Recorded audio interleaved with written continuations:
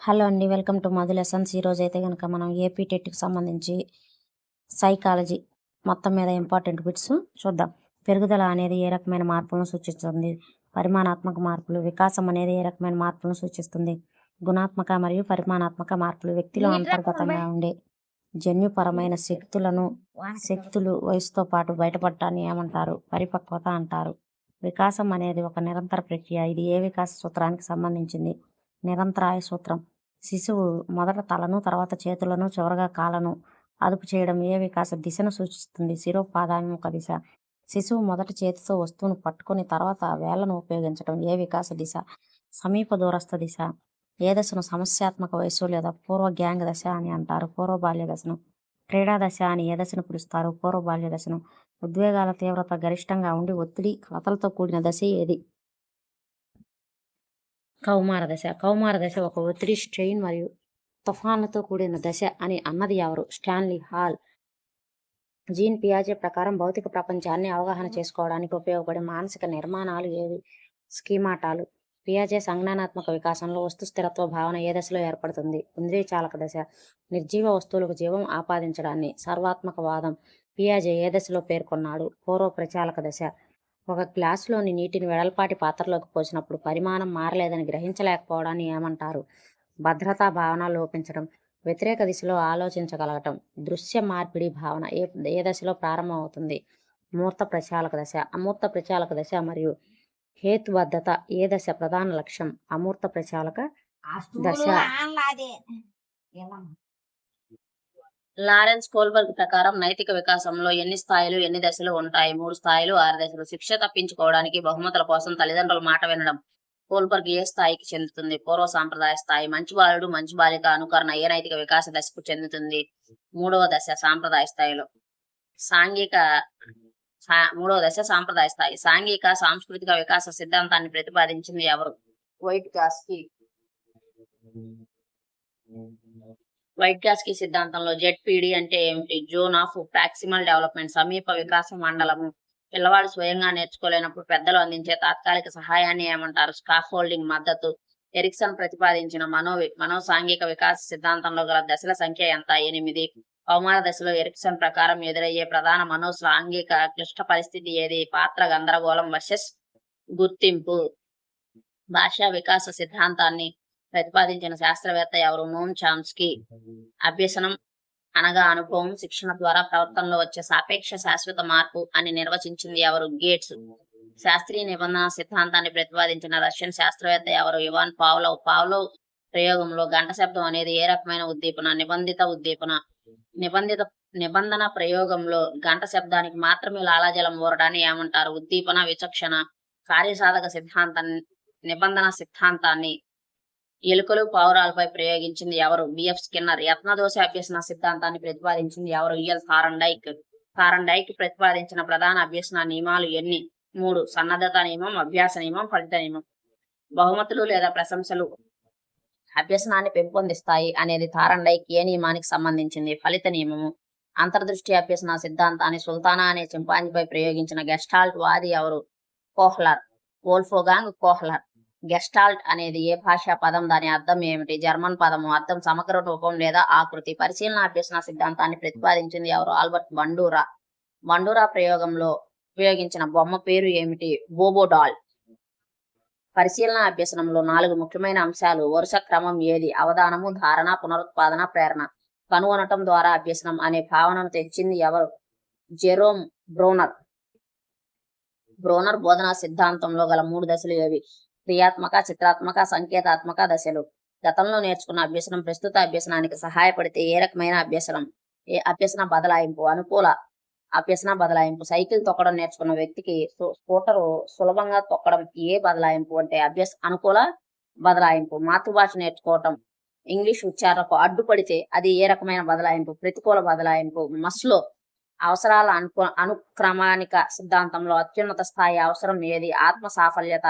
బాహ్య బహుమతులు, మార్కులు లేదా దండన భయం లేకుండా విద్యార్థి తన ఆనందం కోసం చదవటం ఏ ప్రేరణ? అంతర్గత ప్రేరణ. స్మృతి ప్రక్రియలో గల 3 ముఖ్య దశలు ఏవి? ఎన్కోడింగ్, ధారణ, నిల్వ, పునఃస్మరణ. నేర్చుకున్న విషయాన్ని ఎక్కువ కాలం గుర్తుంచుకునే మానసిక సామర్థ్యాన్ని ఏమంటారు? ధారణ.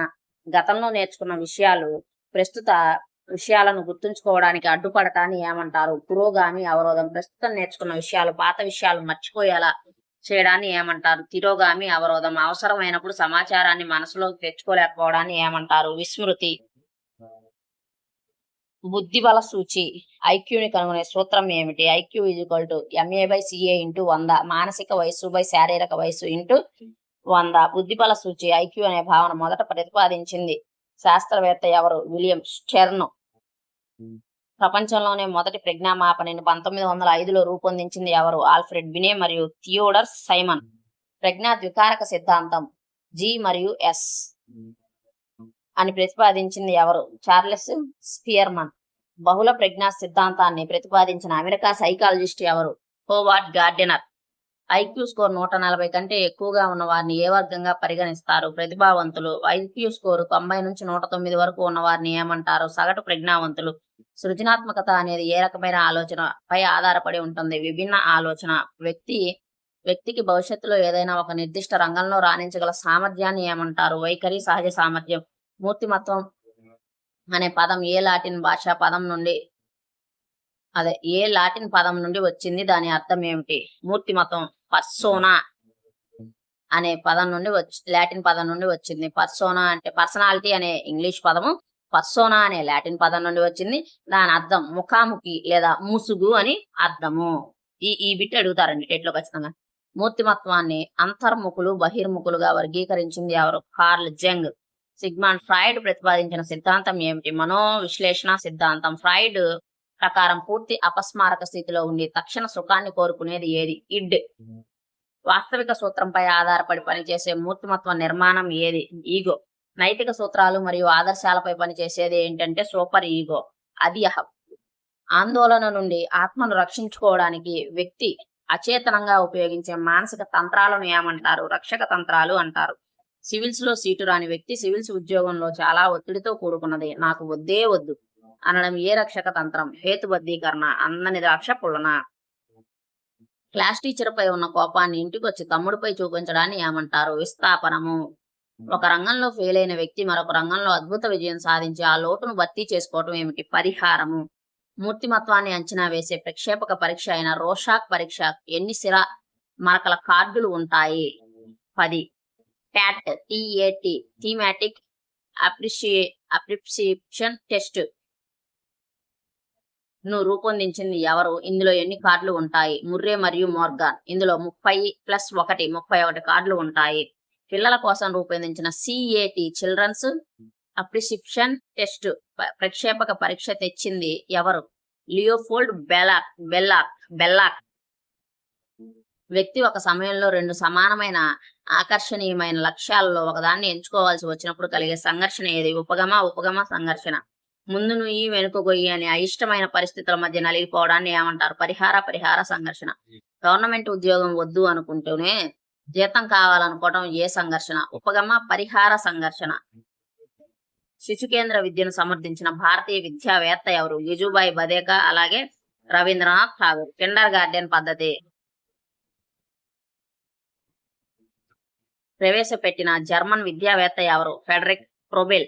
మాంటిసోరీ పద్ధతిని ప్రవేశపెట్టిన మేరియా మాంటిసోరీ ఏ దేశానికి చెందిన వారు? ఇటలీ. నిరంతర సమగ్ర మూల్యాంకనం CCEలో గల 2 రకాల అంచనాలు ఏవి? రూపణ మూల్యాంకనము, సంకలన మూల్యాంకనము. సమ్మేటివ్, ఫార్మేటివ్ అన్నమాట. రూపణ అంటే ఫార్మేటివ్, సంకలన అంటే సమ్మేటివ్. బోధన అభ్యసన ప్రక్రియ జరుగుతున్న సమయంలో విద్యార్థి ప్రగతిని అంచనా వేసేది ఏమిటి? రూపణ మూల్యాంకనము.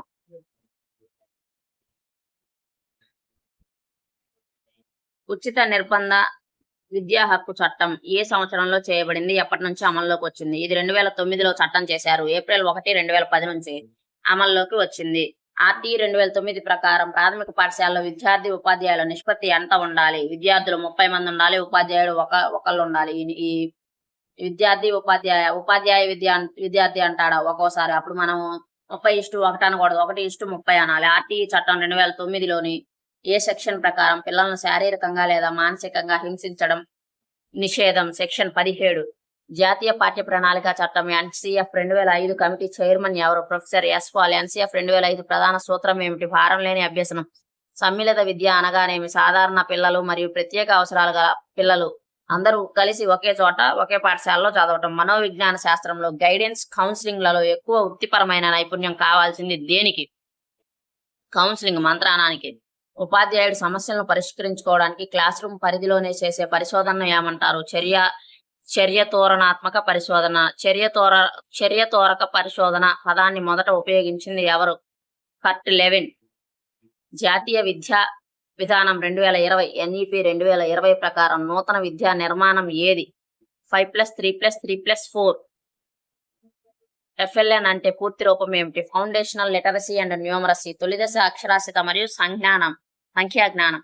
నేషనల్ మిషన్ ఆన్ ఎఫ్ఎల్ఎన్ ఏ కేంద్ర ప్రభుత్వ కార్యక్రమం కింద ప్రారంభించబడింది? నిపుణ్ భారత్ మిషన్ ఏ వయసు పిల్లల అభ్యసన అవసరాలను తీర్చడానికి ఉద్దేశించింది? 3 నుంచి 8, 9 అన్నారు కానీ 8 సంవత్సరాల పిల్లలకే. నిపుణ్ అనగా సంక్షిప్త రూపం ఏమిటి? National initiative for proficiency in reading with understanding and numeracy. వీటి మీద ఖచ్చితంగా బిట్ అడుగుతారు సైకాలజీ పేపర్లో. ఈ నిపుణ్ అని కానీ, సాల్ట్ అని కానీ, అసర్ అని కానీ ఈ పదాలు ఇచ్చి వాటి సంక్షిప్త రూపం అనే మాట అనే బిట్టు లేకుండా పేపర్ అనేది ఉండదు. చూడండి, national initiative for proficiency in reading with understanding and numeracy. FLN Nipun Bharat యొక్క ప్రధాన లక్ష్యం ఏ సంవత్సరం నాటికి ప్రతి విద్యార్థి 3rd గ్రేడ్ పూర్తి చేసేసరికి చదవటం, రాయటం, సంఖ్యా జ్ఞానం సాధించాలి? 2026-27 నాటికి. నిపుణ్ భారత్ మార్గదర్శకాల ప్రకారం బాలవాటిక ప్రీ స్కూల్ ముగిసేసరికి పిల్లవాడికి కనీసం ఎన్ని అక్షరాలు గుర్తించగలగాలి? 2 నుంచి 3 అక్షరాలు లేదా సరళ పదాలు. గ్రేడ్ 1 ముగిసేసరికి 1 నిమిషానికి కనీసం ఎన్ని పదాలు అర్థవంతంగా చదవగలగాలి? 4 నుంచి 5 సరళ పదాలు. ఎఫ్ఎల్ఎన్ లో భాగంగా సంఖ్యా జ్ఞానంలో గ్రేడ్ 2 పిల్లవాడు ఏ స్థాయి గణిత ప్రక్రియలు చేయగలగాలి? 99 వరకు గల సంఖ్యలను గుర్తించడం, కనీసం 2 అంకెల కూడికలు తీసివేతలు చేయాలి. నిపుణ్ భారత్ లక్ష్యాల సాధనలో పిల్లల వికాసానికి నిర్దేశించిన 3 ప్రధాన అభివృద్ధి లక్ష్యాలు ఏవి? హెచ్డబ్ల్యూ ఆరోగ్య క్షేమం, ఈసీ సమర్థవంతమైన కమ్యూనికేషన్, ఐఎల్ పరిసరాలతో మమైక్యమయ్యే అభ్యాసకులు. ఎఫ్ఎల్ఎన్ కార్యక్రమాలను పాఠశాలను సమర్థవంతంగా అమలు చేయడానికి మరియు పర్యవేక్షించడానికి ఆంధ్రప్రదేశ్ రూపొందించిన ప్రత్యేక యాప్ పోర్టల్ ఏది? దీక్ష సమగ్ర శిక్ష మానిటరింగ్ టూల్స్ దీక్ష యాప్ అనేది ఉందన్నమాట. ఇది సైకాలజీకి సంబంధించి 100 బిట్స్. వీడియో నచ్చినట్టయితే లైక్ చేయండి, షేర్ చేయండి, అలాగే మన ఛానల్ని సబ్స్క్రైబ్ చేసుకోండి. Thank you for watching.